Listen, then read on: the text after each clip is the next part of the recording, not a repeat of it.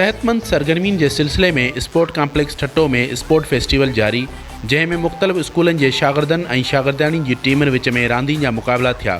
ठट्टे ज़िले जी पुलिस इंतज़ामिया पारां मुनक़द करायल हिकु हफ़्ते वारे फेस्टिवल में वॉलीबॉल, फुटबॉल, स्क्वैश, रसाकशी, डोड़ ऐं इंडोर तोड़े आउटडोर रांदियुनि जा मुक़ाबला जारी आहिनि। जंहिं तहत रसाकशी वारे मुक़ाबले में खानकी स्कूल कॉन्सेप्ट ऐं नेविगेटर जी शागिर्दियाणियुनि विच में मुक़ाबलो थियो, जेको मुक़ाबलो नेविगेटर जी शागिर्दियाणियुनि खटे वरितो, जॾहिं त बॉयज़ हाई स्कूल ठट्टो ऐं बॉयज़ हाई स्कूल घारो ऐं आर्मी पब्लिक स्कूल जे शागिर्दनि जी टीमुनि गुलामुल्ला हाई स्कूल, कॉन्सेप्ट स्कूल मकली ऐं मकली बॉयज़ स्कूल जी टीमुनि खे वॉलीबॉल जे मुक़ाबलनि में कामयाबी माणे वरिती।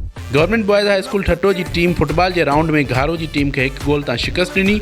उन ई मौक़े ते एसएसपी ठट्टो डॉक्टर मोहम्मद उमरान खान हलंदड़ फेस्टिवल जो मुआइनो कंदे चयो त फेस्टिवल में ज़िले जा 500 खां मथे रांदीगर हिसो वठी रहिया आहिनि। एसएसपी ठट्टो पारां ख़मीस ताईं फेस्टिवल जारी रखी शाम जो तक़रीब मुनक़द कराए शानदार रांदि जो मुज़ाहिरो कंदड़ रांदीगरनि ऐं शागिर्दनि तोड़े शागिर्दियाणियुनि में टॉफियूं विराइण जो ऐलान पिणु कयो वियो।